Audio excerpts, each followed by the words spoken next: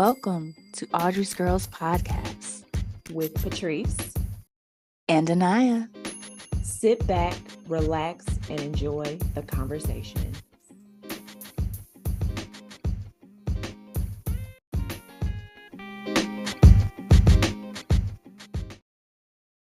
Hey girl, hey. Hey girl, hey. How you doing, Naya? I'm doing good, Tracy Juice. How you doing? I'm good. How have you been?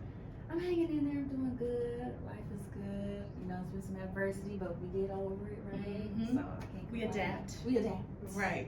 How are you doing? I'm good. You know what? These last couple weeks have been challenging, but I'm learning to lean on God more and to trust Him and know that I can't do it alone. I have to give it to Him. So, but I'm excited. You wanna know why I'm Why are excited? you excited? Because I got a queen in the building today. We got a queen. A queen in the building. Let's get into it. You want to I get just into wanna it? dive You into want it. to I'm get just into so it? thirsty. Okay, I want to get okay, into it. I want to get into it. Miss Natalie Birdsong. Hey girl, hey girl, hey. How you doing? I am doing amazing because the things that I could complain about, I have been given so much favor and grace that doesn't even feel right to complain. Ooh, I love that. Yeah. But before we keep going, we gotta give you an We gotta introduction. give Okay. you Proper your introduction. flowers, honey. A prominent celebrity hairstylist, best-selling author, entrepreneur, highly influential social media personality, honey. Okay, renowned for her impeccable expertise with her flawless sew-in weave technique. Incredible. You're a genius. With an impressive career spanning over 15 years, she has firmly established herself as a dominant force in the realm of hair extensions through her extensive experience and educational background. Thank you. Thank you. And you're so gorgeous. You just have like this aura around you. It's just like this aura. I appreciate you guys. We gotta give you a flower. I'm blushing right now. Yes, Literally you are and gorgeous. figuratively. You are gorgeous. Yes. Oh It's my the energy. goodness. You like the light. Yeah, it's like the energy. That's why when I know we gotta do our questions, but when I met you, I'm like, she is somebody. Mhm. And I gotta I get feel to know her. Yeah. It's like I saw you from across the room. I'm like, she's somebody. She gotta be a celebrity. I sensed it. You I'm just like, saying that. yeah. Definitely. So your hair shop is in Chicago, It correct? is, Are you yeah. Chicago native?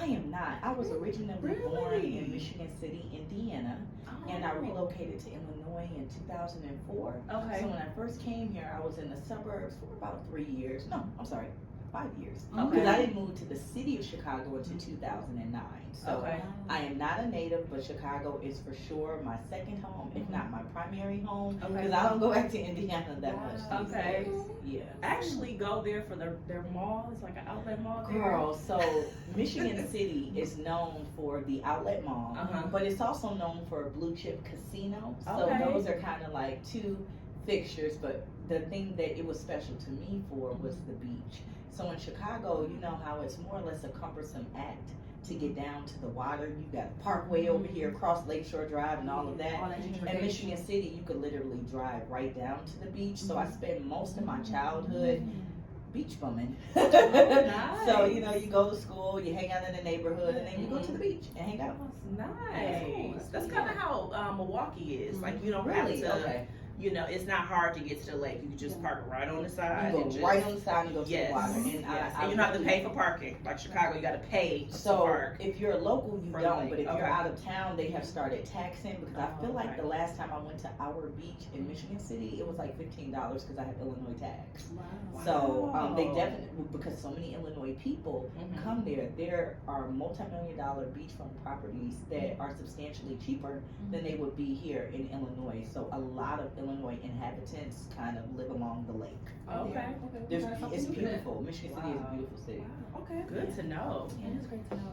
So what's Natalie's timeline? Were you always a hairstylist, or did you have like another occupation before that? So I actually come from corporate America. I used to work as an advertising executive for a media company, and so essentially my responsibility was putting together small to medium-sized businesses' advertising campaigns. So in that job, I learned the art of marketing to people, appealing to their emotional sentiments, how to prioritize myself on a Google search, or prioritize for my clients on a Google search, so that we could show up in 8 to 10 of the organic listings. So basically dominate the front page, which is essentially beneficial to a business because it puts your company in front of more eyes. So I had those specific skill sets that I actually used to help build out my company, which I'm the CEO of here by Natalie B. So thank you so much.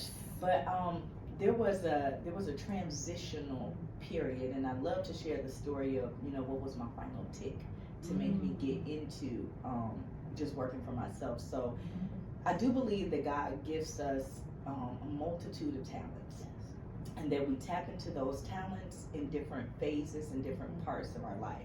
And for whatever reason, in that particular phase of my life, he was refining my salesmanship skills.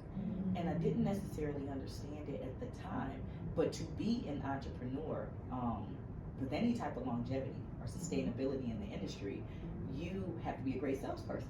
Because you are constantly selling yourself to your client base, but you're also selling yourself to the people that you have to have business relationships with, your vendors, right? People that need to believe in your business for you to even run your business, right?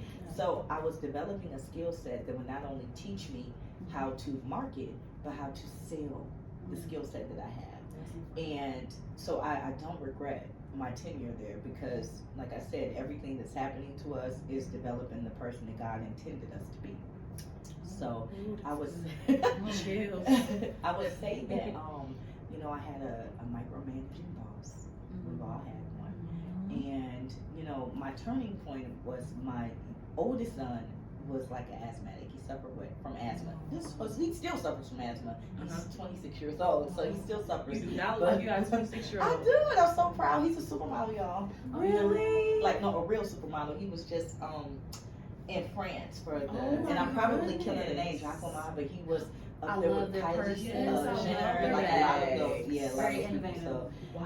yeah, and then I've got a 17-year-old, so not to jump all over the place. No, but that's good. Share everything. Yes. All of that. Give it all. We're gonna shout him out. We're gonna shout everybody out, the whole family. Thank you. So, but yeah, so my son was suffering from asthma, and I remember telling my boss, I think he mistook it for a request, but I was letting him know that my day is done here because my kid needs me, and that's a top priority. And I remember him saying, well, why can't his dad be with him? And I thought that the level of boldness, the level of disrespect is for sure what I felt, but it also was a moment to take an introspective look into where I was in my life. Like, where am I in my life that I am allowing another human dominion over me, where they can control whether or not I'm able to be with a son who needs me more than this job.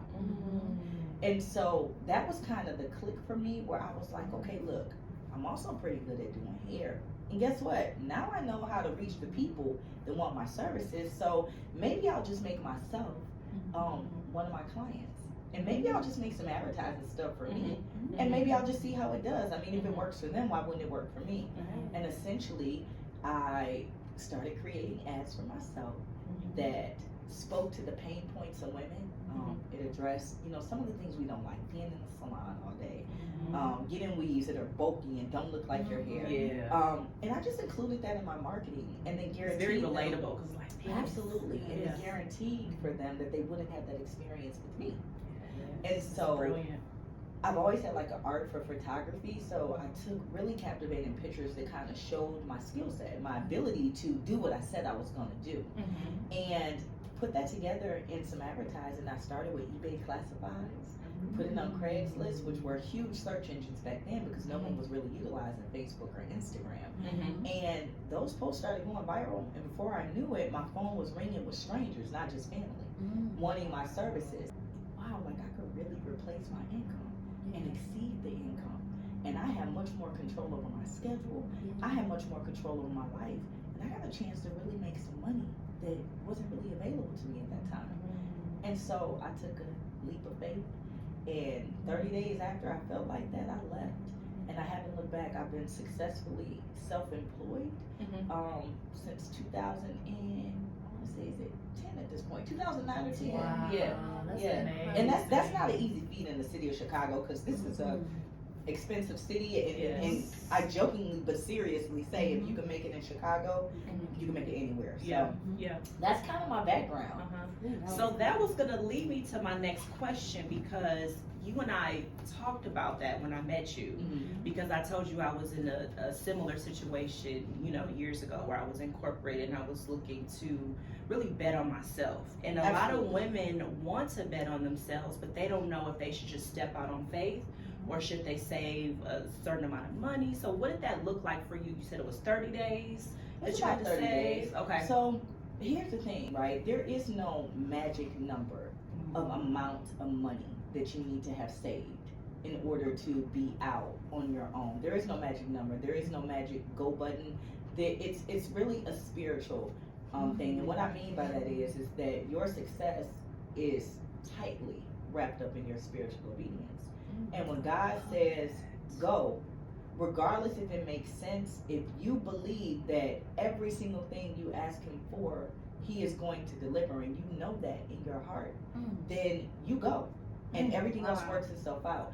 And so for me, part of being spiritually obedient was listening to my gut, and my gut was telling me that bigger, better, greater. Whatever your life looks like is bigger than what you're doing now. It's better than what you're doing now, and you'll have a greater impact than what you're doing now. And so I left. I did not have all of the answers. I had a good plan.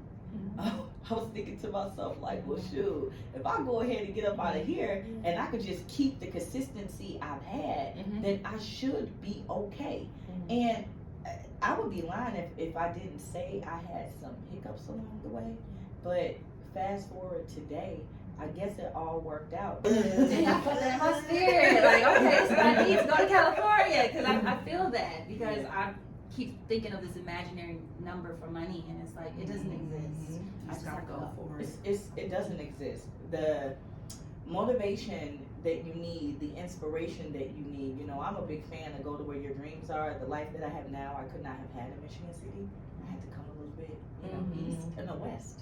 Sorry, west. I had to come west. If that's a place that you feel like you might be able to connect to, and it keeps being deposited in your spirit, you need to be obedient to that, because the life that you want will more than likely be over there. And I'm not trying to kick you out of Chicago. I'm just saying that only you know what's being deposited into your spirit. So it's an incredibly personal journey. So playing devil's advocate, is it a fine line between stepping out on faith and being irresponsible, or that's where the spiritual guidance comes in? What did God say? Because if somebody has like $500 in their account, they're like, my boss is killing me. I can't do this no more. It's affecting my mental health. What do I do? I don't have the money to pay for my mortgage, but I need to quit today. Yeah. So what do you say? God says have faith, but not, foolish. What's the saying? I feel like personally, right? I did not depart my job without a solid plan, i.e. a backup plan.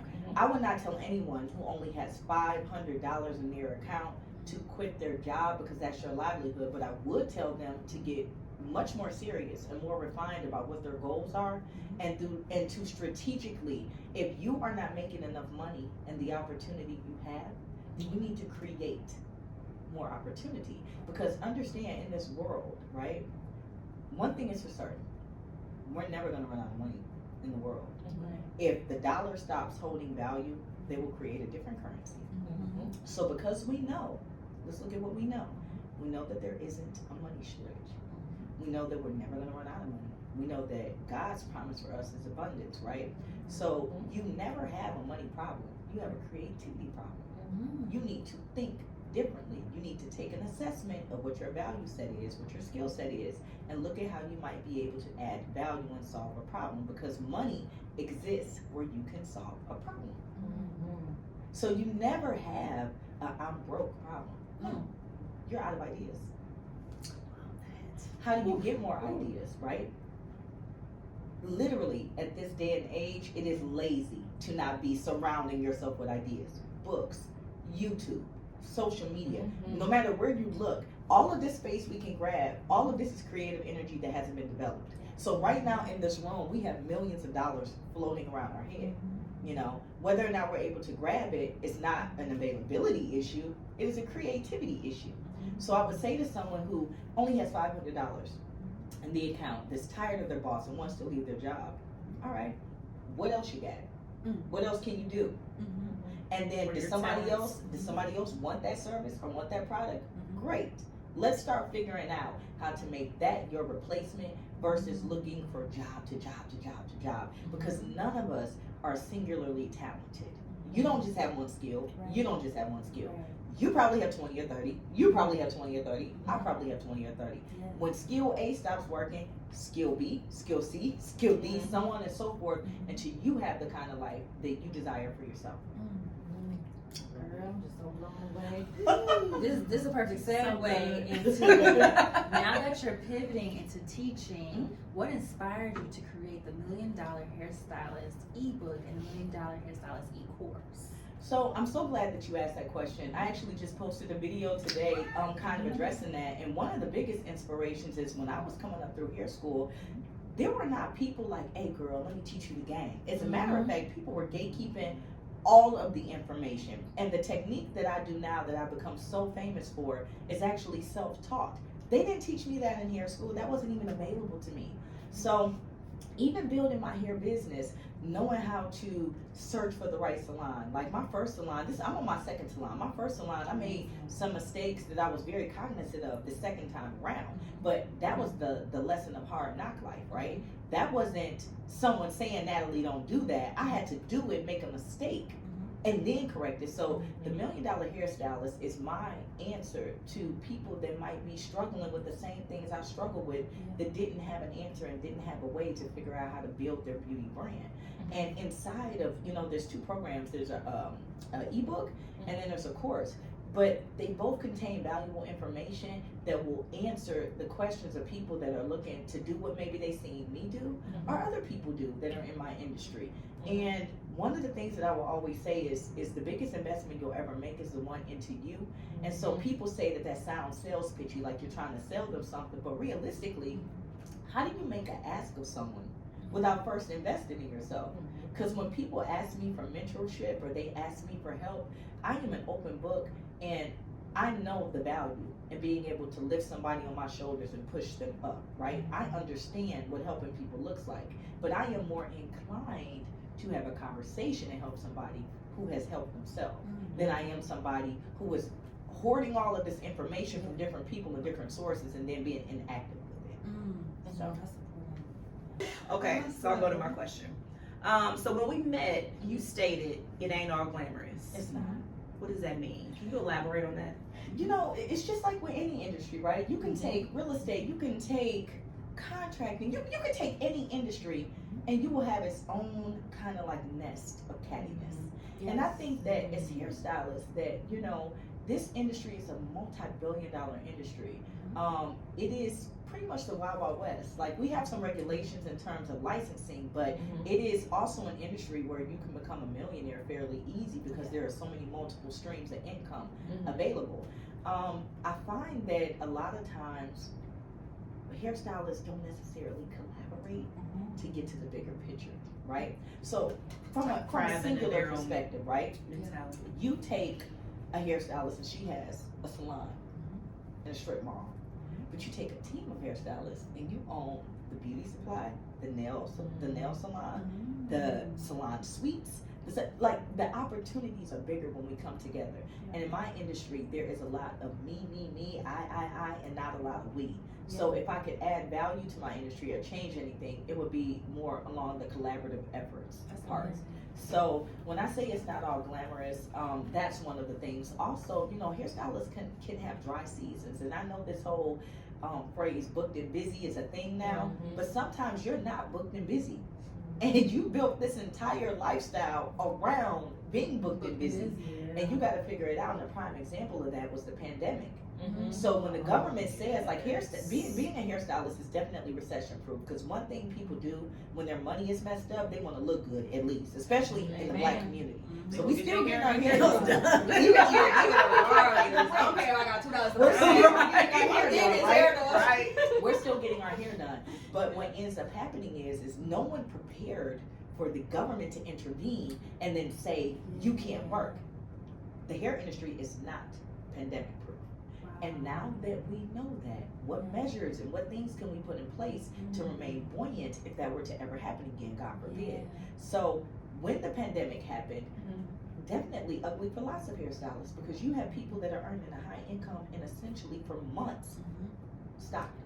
So if you did not pivot and have additional streams of income, what were you doing for money? Hopefully you saved a couple dollars because your bills didn't stop. Right. Every You got bill that I residual bills, had, you gotta have residual income. every single bill that I had pre-pandemic, I had during the pandemic and after the pandemic. So none of my bills stopped. Okay, there was not a lot of grace given in my life.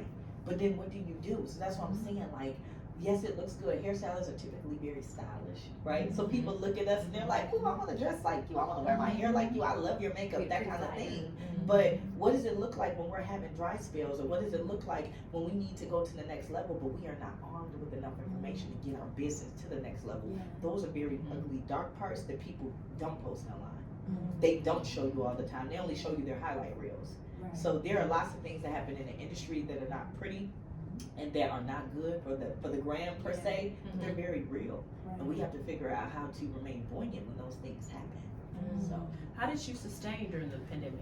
So, one thing I didn't mention is that I actually went to college, right? So, Okay. I attended Indiana University Northwest, and actually, to be fully transparent, I studied business and marketing. I am about 15 credits shy of my bachelor's, but I started making money, so I was like, look at, I might get it, whatever. But I didn't really need to get it,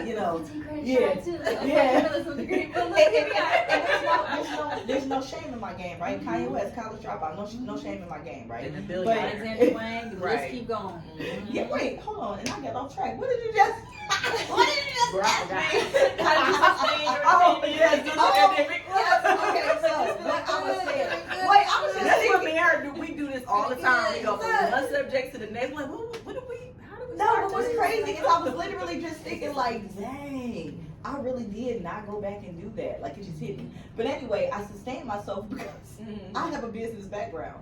And so I had got with 3 other women during the pandemic, and we formed a group called the Collective Movement. And so we combined our expertise and put them into digital products, and we sold that during the pandemic, and we made quite a bit of money. And so in that space, I was able to pivot to not only being a hairstylist, but then I understood the importance of having a digital offer. Right? So if I had any advice for potential hairstylists or people that want to come into the industry, there's a relatively low barrier to entry. Yes, you need to get licensed and certificates and stuff like that, and that's just to protect yourself. Like, you don't want to be operating on somebody and not have the knowledge to do so, right? But once you're in the industry, you can do so many different things to make income that it is literally a way to create generational wealth for your family. And these are for people that may not have a college degree. It's a great way to make a lot of money without a college degree and then still add value to the world, because it's not just about the money, it's about what you're doing in exchange for the money. So when you touch a woman's head, right, like women, especially in our community, I want to speak to that, because while I appreciate all women, I am a Black woman. So in the Black community, which is what I have a lens for, like I am an expert in being a Black woman, so I'm going to speak to that unapologetically. In the Black community, we shoulder a lot as Black women. We shoulder our families. We shoulder the hurt that we have in relationships. We shoulder being overlooked. We shoulder being looked down on in our jobs and our voices being made to be small. We deal with a lot. So when that woman sits in my chair and I'm able to not only do her hair, because it's bigger than that, I'm able to have a conversation with her that kind of addresses some of those concerns, addresses some of those pain points, and pour back into her.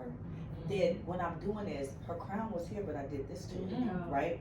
And so a woman whose crown has been adjusted and put back will go out in the world, and she will have enough courage to leave a job where she's undervalued. She will have enough courage to stand up to someone that is maybe bullying her in her household or in the workplace.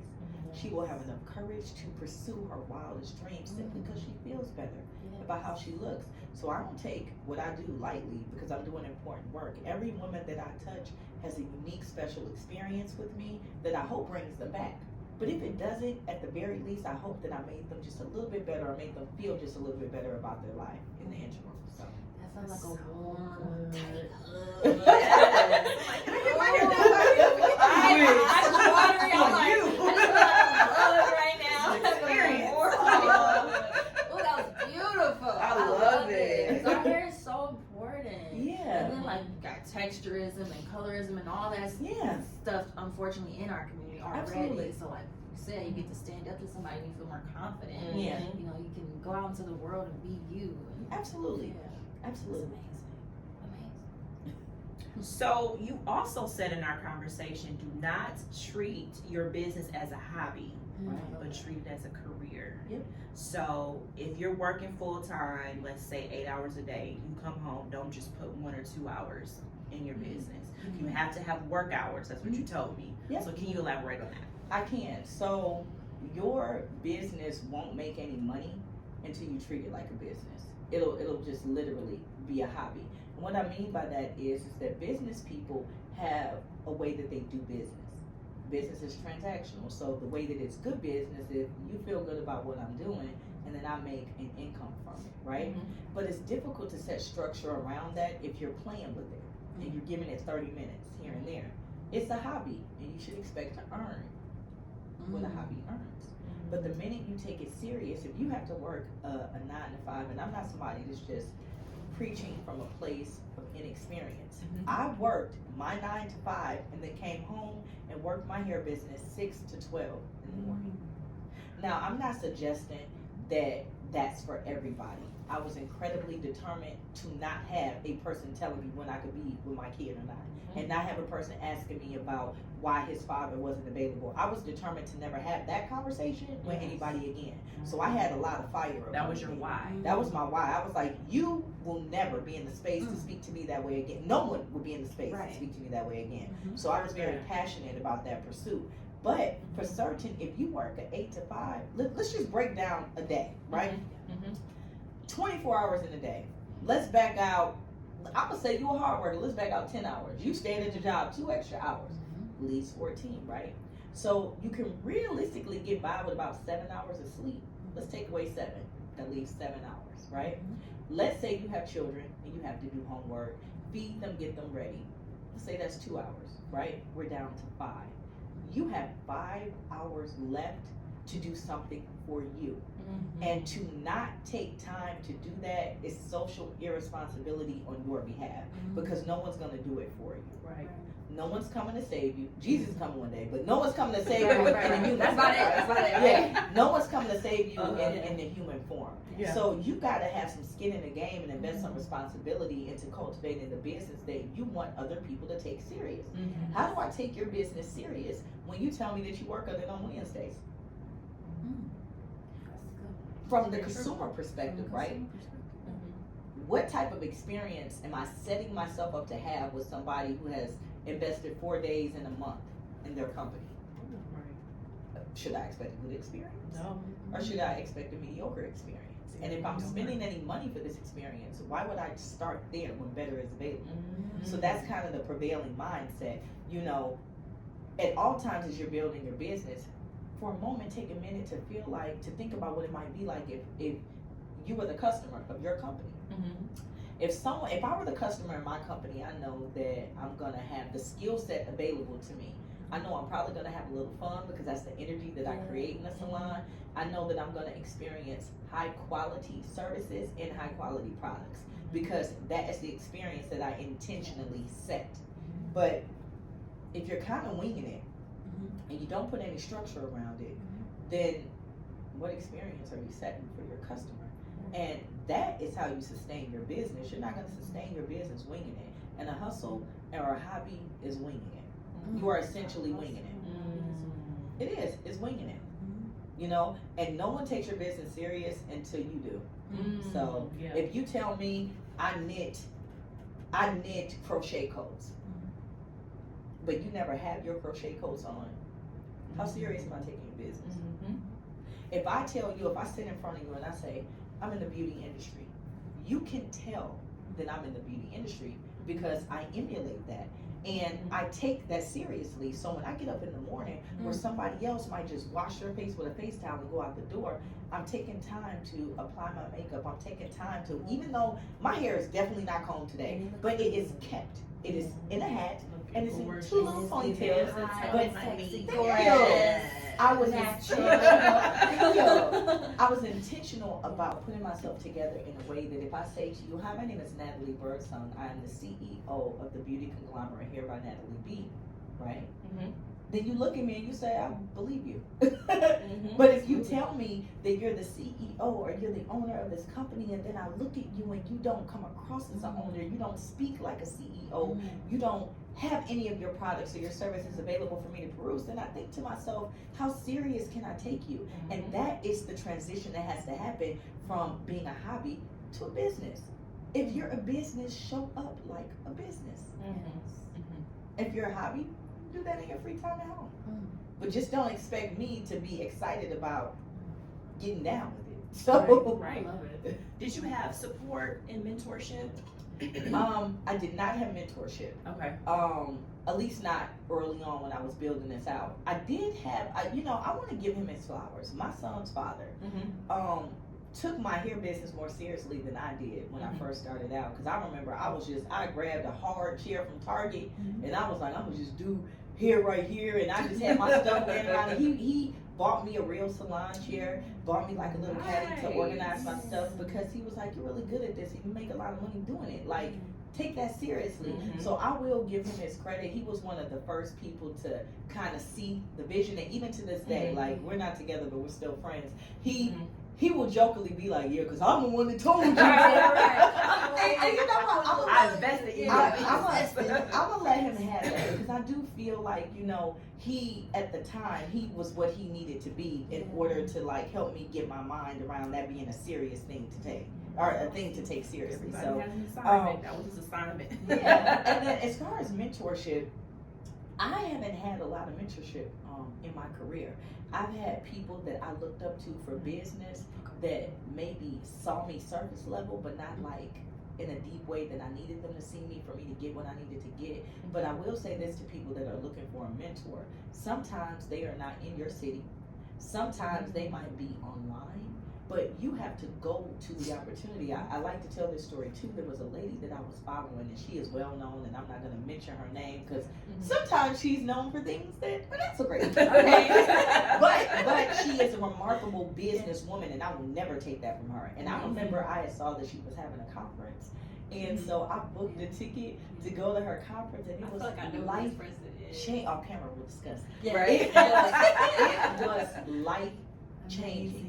She spoke life into me in a way that nobody had ever really taken the time to do. And I'm not just saying me personally, but to the room. And taught me how to cheer for myself and lift myself up even when other people might not be doing the same. Taught me how to look in the mirror and just tell myself everything I didn't like, so I could break myself down and then fill myself back up with, but you're this, and you're that, and you're this, and those things you don't like, you have the power to change. And I had to go to that opportunity. That opportunity was not readily available to me here in Chicago. So my biggest advice to people that are looking for mentorship and you can't find it in what you can see around you, go to where you think you need to be. You are not a tree. You can move. I knew it. You are not a tree. I knew it. You can move. I knew it. And it's so true. She is by far one of the most dynamic, powerful women that I ever met. And I would say powerful because her influence, no one can take that from her. They can. She is influential in a way that I have not seen duplicated. I'm gonna keep it. I can't wait to find out who this is. I can't wait. I never shared this person with you before. Yeah, like her influence is admirable, and there are many aspects of my business that I admire how she handled it, and it's something that I would want to do for myself. And the only reason I don't bring like a name up, I don't like to name drop as much. Oh no, that's fine. Because it's the experience that matters, right? Right. And I've had nothing but beautiful experiences. And so for those that may not have, that's your opinion, you're entitled to that, but I've had nothing but beautiful experiences. So I'll just leave it at that. But yeah, so I went and found me a mentor. I had to hunt one down, and you know, for what I needed at that moment in my life, I was able to get that. So Okay, that's Yeah. awesome. Yeah. I felt it. I knew exactly what you were saying. Figure it out. So this is different. I just want to ask, what was your most interesting situation you've ever been in at the hair salon, like or any of your salons? And as a hairstylist, you're dealing with so many people, personalities, different circumstances throughout the day. Do you have any fun or crazy stories to share with us? we have fun every day. Okay. So I get to work with a team of women. We have similar personalities in the sense that we all like to have a good time. We crack a lot of jokes.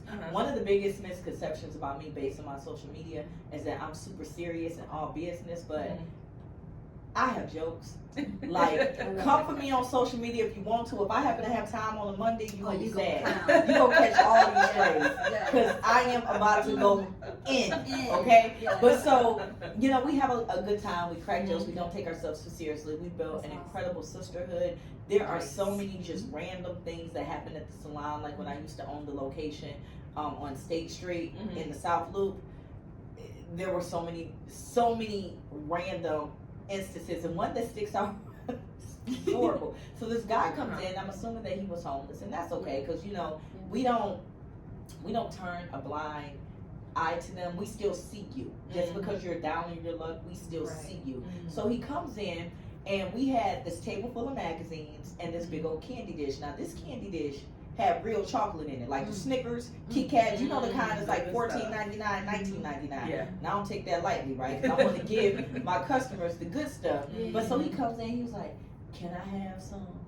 And I said, "Yeah, you can have a few pieces of candy, right?" I ain't thinking nothing of it. He took the entire bowl and dumped it down his pants. No. So now that's your candy. Effectively, it's not ours anymore. Now this is your candy. So then, now listen, as professional as I am, I'm a Gemini. So there's a side of me that wants all the smoke. So I'm like, I know, you know what, Will, you didn't pour all my candy in your drawers. That's what I'm thinking, right? So he does that as if that wasn't offensive enough. He asked for a magazine. Cool. Get your book and get on. Because now I'm irritated that you took all the Snickers. He grabbed about maybe 10 and stuffed them in random spaces around his waist belt. Now it could have been that he needed to be warm, right? The candy could have been something that would have gotten him through the evening. And I could go buy more candy, but it was just like, how you gonna walk in here, bro, and just take everything, right? So the last final straw, and I definitely left my professional being, and I chose all the words I could think of, is he took his boots off and said, "Can I leave my boots right here?" I said, "Hey, bro, you not only can you not leave your boots, you gotta get the, you know what, I'm out of here." So that by far we still count. He just, if take it too far was a person. So that's one of like the funniest things that happened. It was kind of like, you know, to one respect, those books might have kept him a little bit warmer. So have those books. That candy might have filled your belly in a way that you weren't hungry for the night. You know what I mean? So you had that. But it was just the audacity of leaving your boots too. I said that because now what is that gonna do? Now you're trying to come back. Now you want to come back for more time. No, you're gonna take your boots with you. So It's like, can I just stay over here overnight? exactly. I feel like he was moving in before my eyes, and I didn't want that for me. So You can see how far he could go. So that was memorable. I mean, there's so many stories, but that was one that we still talk about to this day. Like, remember when you tried to leave his boots? So That's different. it's very. You had a spot on State Street. I did. That's So amazing. I owned an independent salon on State Street for 8 years.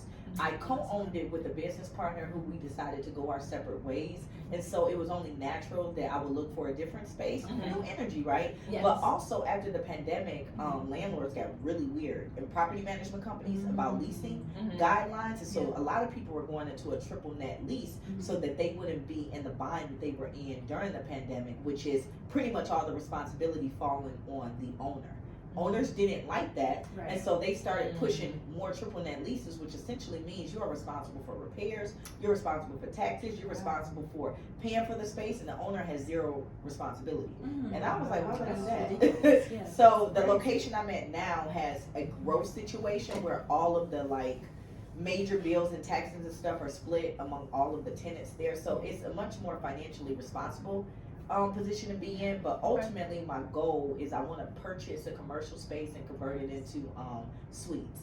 So I won't just say salon suites, I'll say beauty suites in general. So I think that one of the things in one of the challenges, the good, bad, and ugly, right, in the beauty industry is keeping stylists. Because stylists, we're like these people that you can't really control. Like, we're independent contractors, but just because they work in your space doesn't mean they don't still see themselves as a boss. And a lot of times they are bosses. They have their own like brand going, right? So I think a better business model is salon suites, because not a lot of people are trying to be in a salon anymore. Everybody wants their own. So let me just go find a space like the one we're in today and make all of these salon suites. And then now you have your own. Yeah, so that's something that I hope to do in the very, very, very near future. So Awesome. I can see you have your own show. So I don't know how much I see can you being speak on to Weed it, but or something. I can definitely see that. I am a cast member on a reality show, and I'm not legally, I cannot speak to it because we have not done our official launch. But you could be seeing me really soon. Oh my goodness. Yeah, but when the time comes, they'll let us release information. But for right now, it's just kind of like under wraps. But so to speak to your point, TV is definitely something that I would love to do. I've actually worked for a TV show before. I've had a very positive career. impact too. Yeah. I would love that. Like, you know, like I said, right now this is the season that I'm in, but I just don't know what God's season. Like, I get really excited because the same God that gave LeBron his empire is the same God that can give me. No, that's right. I gotta remind myself. How could this person have all this abundance and then I just have to settle for this? No, abundance is available to me too. Absolutely. So who am I to interfere with what God's trying to do? I know that's right. So what was the moment you said, damn, I have arrived? Meaning, when did you start seeing your business thriving? Was it when you got more celebrity clients? Was it a dollar amount? I think after the pandemic, when I was able to come back into the salon and be busier than I had ever been in life,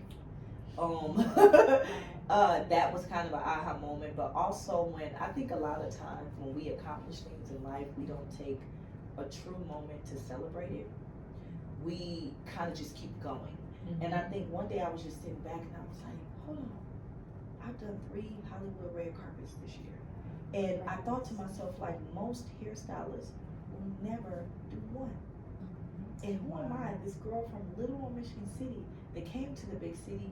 I have done red carpets. I have literally, my work has graced the red carpet with J-Lo standing next to her. I do Yvonne Sinai Jones here, and she is the star, what was the star of Ruthless, one of the stars of Ruthless.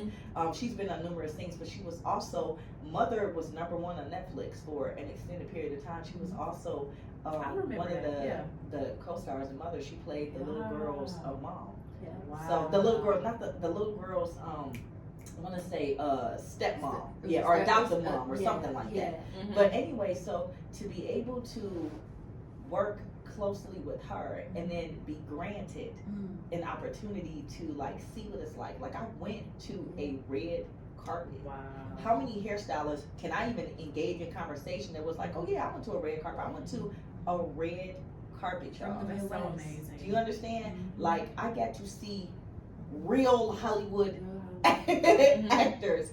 I got to experience a Hollywood after party. So I think when I just thought about all of the things that I've been blessed to do in my career, and then I took a look at the life that it's been able to afford me,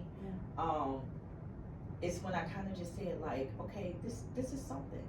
I also think that from such a humble perspective, right? Because my friends always say, you just Natalie to us, right? And I am just Natalie, but it's still so real to me when I'm out and about in the community and people see me and they're like, oh my God, Natalie, I follow you online, and they're like excited to see me, and I'm still like a little girl on the inside where I'm like, wait, you think I'm cool? You want to take a picture with me? And I'm just kind of like, you don't realize who's watching you for inspiration. Like, there are people that inspire me that I really should reach out and be like, just so you know, like, I draw a lot of inspiration from you, and maybe you don't get your flowers all the time, but whatever you're doing is doing it for me. And it dawned on me probably last year. It's been that long, last year, that I was like, I'm that for somebody. And I didn't ask to be, but in being spiritually obedient, this was gifted to me.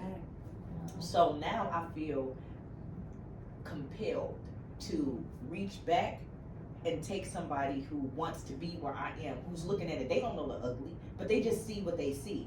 Who wants to be here and say, hey, I got you. Let me show you how to do this. Because there are strategies and methods you can do to be here, but it just doesn't happen overnight. So, you know, I'm still in awe at that. Like, wow. Like, I'm still in awe. And my mom, she passed on in 2009, pivotal year. She passed on. My father passed away in 2009. I'm sorry to hear that. She, when I remember being in hair school, and then after a while, like, you know, so I've had a colorful career. After hair school, I became a makeup artist. I remember you telling me that. 'Cause I saw your makeup. I'm like, your makeup is so gorgeous. I used to work for Mac. Mac. Like, oh, I did makeup too. I'm like, oh, I used to work for Mac so and Bobby talented. Brown. I had the opportunity to work on music video sets and stuff like that too during and I did a lot of bridal makeup. So I really understand a natural beat, right? I get that. But I remember when I was kind of doing makeup, my mom was like, my hair ain't been the same since you stopped doing it. And I think about now how she would just be, she was such a girly girl. She would be so giddy that her daughter is this celebrity hairstylist Natalie Birdsong. And, you know, I always say that, you know, maybe somewhere she's smiling. I know my dad tells me all the time I'm proud enough for the both of us. And I remember the card he gave me in my grand opening for my first salon. It had a picture of me and my then business partner, and it was us at a club. And inside, all it said was, who would have thought? Signed Lee. That's my dad's first name. Aww. And I was like, That's funny. I was like, he went and got it made. It said, who would have thought? Oh, Lee? that's so cute. yeah, that makes me a little emotional. I love the humbleness Yeah. about you. Like, So- you're just so humble and down to earth. It's I'm so still easy. processing how other people see me. Yes. You know, like, I don't think When they I see it saw all you, the I way. thought, I'm like, she's somebody. And I was just so honored. I'm like, Thank you're going to you. be on her podcast? Really? Of course. We were Why so, not? man, I was so excited. I'm never gonna be too big to lend whatever it is that is happening with me to somebody else's platform. As long as it's a positive way, and that you're doing it with good intention, I ain't too big to I feel like even if I were to like blow up, right? I would still like show love to stuff like that, because I just think it's bogus as heck when you get to a certain level and then you look down on other people, because you know you see the same people going up that you can see going down.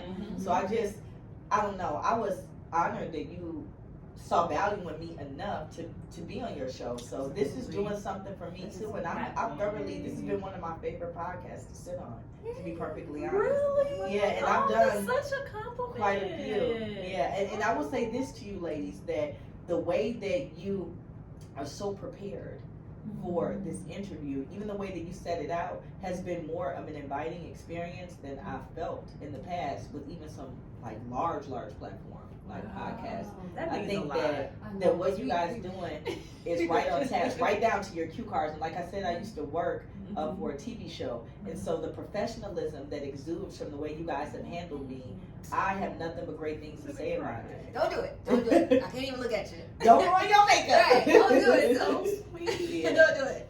Yeah, Okay. so I really enjoyed this experience, and I'm so happy to be here and just humbled that you would have me here on your show. So Thank you. Absolutely. I Thank just want you. this to go on all day. All day. All day. Tomorrow, we got Oh, you we got tomorrow. We got last question. I'm like, One man. last question. So we kind of answered this already, but I'm going to ask you again.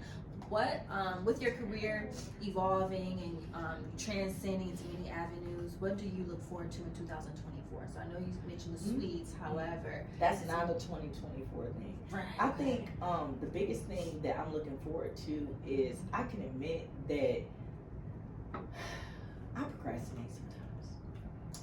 That makes me feel good about myself. I saw a post that was life changing. It said, and I could be misquoting it, but procrastination is arrogance and basically saying to God, I know you got me on another day. And we just don't know that. And so one of the things I'm looking forward to is really addressing that and taking a deeper dive into why I might procrastinate in the way that I do, to the point that it's detrimental for me, because what everybody sees me doing now is 1/8, 1/100 of what I could and should be doing if I just would stop procrastinating. So I'm looking forward to doing more self-work. I'm always looking forward to networking and meeting new people, because the salesperson in me understands that's the lifeline of my business. I may possibly have my real estate license this year. I did take the class, I just haven't taken the test. But the reality is that my hair business needs a lot from me right now. And when God says go and pushes that button for that, then I'll activate. But for right now, I haven't really beaten myself up too much about it, because more of the deposits into my spirit have been more in the industry I'm in now. But I might be a luxury realtor, y'all. Like, don't be. We gonna manifest that. Yeah, don't be, because you know, like, I'm following the journey. I'm keeping up. Yeah, and I only say might because, you know, the rest of the work I need to do is on me. And if I'm being honest, my head isn't there today. Okay.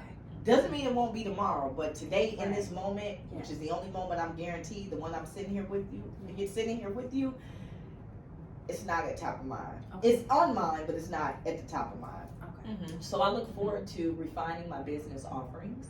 I look forward to fully staffing my salon, because I am hiring for anyone that's looking for a position. I am hiring.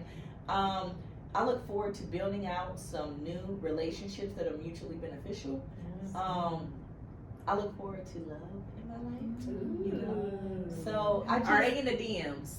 Are they all in the DMs? Of course they're in the DMs, but I haven't lived as long as I have and gone through as many trials and tribulations as I have to not be able to use art of discernment. And so, you know, everybody wants someone that's pure-hearted and pure, you know, has pure intentions for them. And I think that as a woman who people look at as successful, or that they can see you shine, and sometimes that attracts people that are not so shiny, that don't have the best intentions for you.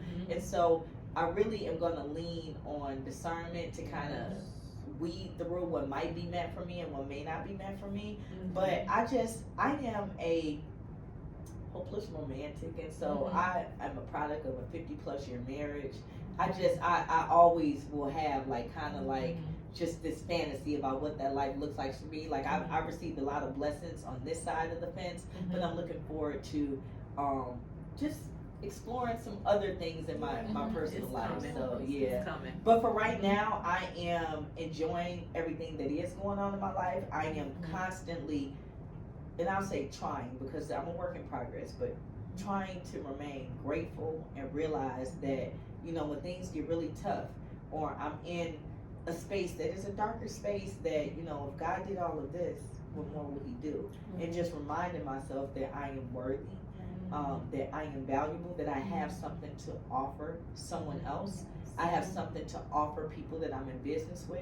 I have skill sets that set me apart, and that I would love to use to connect with other people.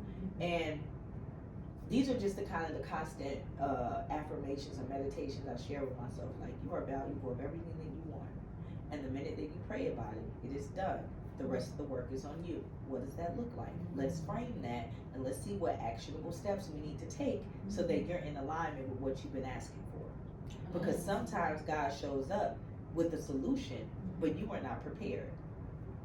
You know, he has a lot of children. I don't want to be overlooked because I wasn't ready. So, you know, I think that's it for me. Like, I want to get more spiritually grounded this year. I want to get in the best shape of my life naturally. And I'm not knocking anybody that is for any type of surgery. You do what's good for you. But I just feel like I'm out of the age range where I want to take that risk. So I'm going to just go to the gym. And I'll just eat some fruits and vegetables. Like, I can't be taking no major risks as a middle-aged woman. Like, I'm not trying to be in the hospital and nothing was And I feel wrong. like it's right. In a sense, like, you feel like, I accomplished this myself. Yeah, I just think Worked that hard. it hits different when you know Yeah. you worked hard for it. Yes. So that's just my own personal opinion, but I'm looking forward to seeing the very best version of myself Amazing. and just You look good, honey. Thank You you, look thank you. good. I got, you know, I got a little work I want to do, like in terms of getting in the gym and what I want to tone up and stuff like that. But I think it's so much bigger than the external look. Like on the inside, right? There are too many people in the Black community that are leaving us too soon because they were not healthy, and health was available to them. Yes. It's just a lifestyle choice and We have the decision. So resources. yeah, I just think at this point, like, I just want to be the best version of me.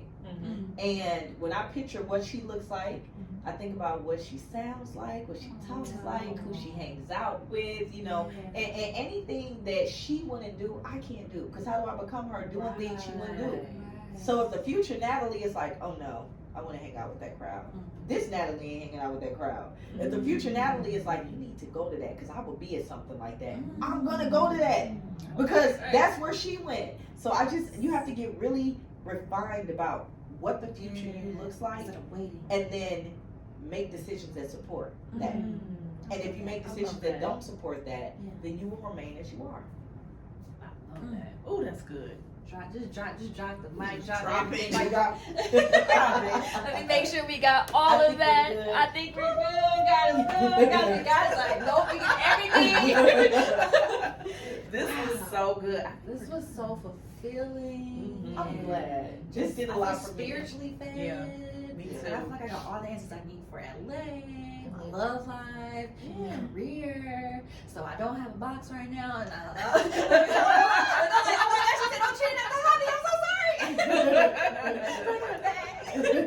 but yeah, I just feel so good. How you feel? I feel like we have so many parallels, Oh, and it gives me chills because I feel like God is speaking to me through you. And you have dropped so many gems today, and that's God telling me, do it, Patrice, do it, do it, do it. And it's like certain words that you bring up. Yeah, I'm like, verbiage. okay, God, that's you. Like, Yep. it's like, it's giving me chills because it's just in my spirit, like God is talking to me through you. So I appreciate you.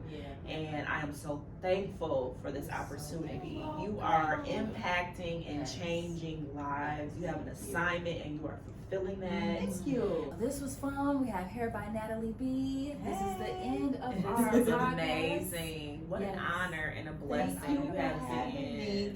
This is by far been one of my most enjoyable media experiences. Oh my so thank you gosh. so What much. a huge compliment. Thank you so much. And how can they find you? What's your Instagram? You can find me on Instagram at I am Hair by Natalie B, and with brand continuity, I am Hair by Natalie B across all social media, and then on Facebook, Hair by Natalie B. So I'm excited to connect with you guys. Send me a DM if you're interested about having me speak at an event that you're having, or if you have any questions about the hair industry. I'm an open book. Yes. It's enough room for all of us to win. So let's I get know it. that's right. Yes. I love it. Yes, so that's it.